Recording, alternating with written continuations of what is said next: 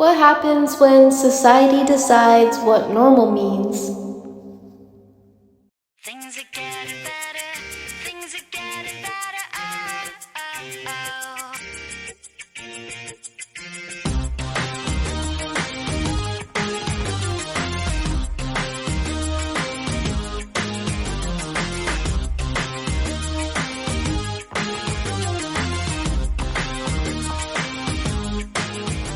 Hey guys, it's Peanut LPS. Today we're diving into a literary classic, One Flew Over the Cuckoo's Nest by Ken Kesey. Today we're going to look at how this book challenges control, conformity, and what it actually means to be quote-unquote sane. I know you don't want to hear me out forever, so let's keep this short, sweet, and deep. Let's get started. Section 1. Being Labeled. Welcome to Oregon State Hospital. In One Flew Over the Cuckoo's Nest, the story is told from Chief Bromden's point of view, a patient that pretends to be deaf and mute in the hospital. In the ward, he's labeled a chronic, someone the system thinks is permanently broken. His silence shows how deeply he has been broken down by the environment around him. Bromden calls the ward the Combine. Think of it like a giant invisible machine designed to grind down your individuality until you're just another gear. It represents control, labeling, and the loss of individuality. Inside the ward, patients are separated into chronics and acutes. The chronics are seen as broken and get treated like shit.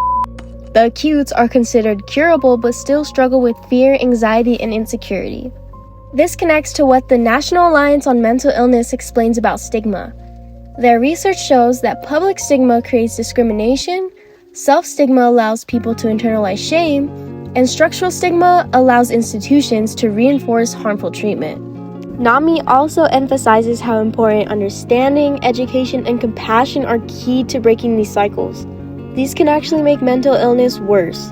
By labeling Bromden instead of listening to him, the system creates the very brokenness that it claims to treat. Section 2. The System of Control. Enter Nurse Ratched. She doesn't use physical weapons to control her patients. She uses fear, shame, and humiliation. She's obsessed with routine because it keeps her in power. On the outside, she appears to be very calm, but deep down she's very manipulative. Even in group therapy, she uses it in a way to turn patients against each other. She doesn't raise her voice, which kind of makes her scary. The tactic of control makes the patients weak and dependent. Sources like Open Counseling and Psychology Today explain that in asylum history, many institutions focused more on custodial control than actual healing. Through the character of Nurse Ratched, Kesey shows how systems that are supposed to help can sometimes make people feel weak and trapped. Ratched represents that dark side of history. Section 3. Resistance. Then comes Randall McMurphy. He's loud, he's funny, and he refuses to follow rules. He's essentially a virus in Nurse Ratched's perfect machine, or the quote-unquote combine, so to speak.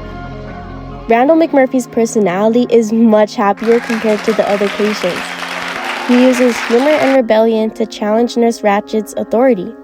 By pretending to be crazy while actually being pretty self-aware and strategic, he encourages the other patients to think for themselves in order to build their confidence. He challenges the Ash conformity effect, which is that psychological pressure we feel to go along with the group even when we know it's wrong. This rebellion gives others the courage to finally wake up. He symbolizes energy, hope, freedom, and individuality, and resistance, especially when he helped the other patients experience this on their fishing trip.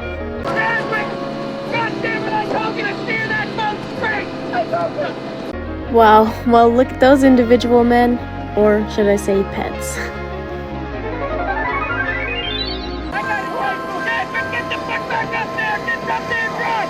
As we near the end of the story, Billy, one of the patients, gets shamed by Nurse Ratched. McMurphy finally attacks her, showing his final act of rebellion.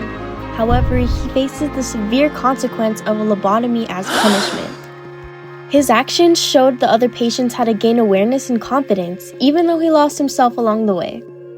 Lastly, we have Section 4, Chaos and Clarity.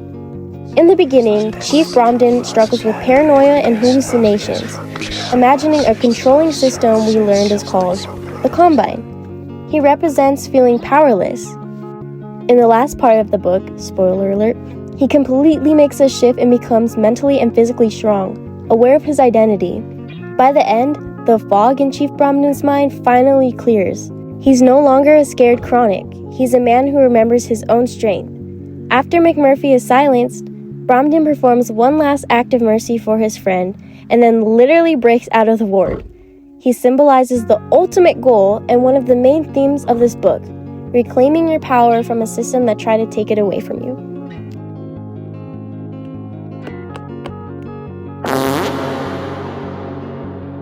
At the end of the day, being different was never the problem. The system's inability to understand difference was. Healing isn't about fitting into a normal box. It's about being seen for who you truly are. What do you guys think? Is the Combine still around today in different ways? Let me know in the comments. I've linked all my sources from NAMI to SparkNotes in the description if you want to learn more.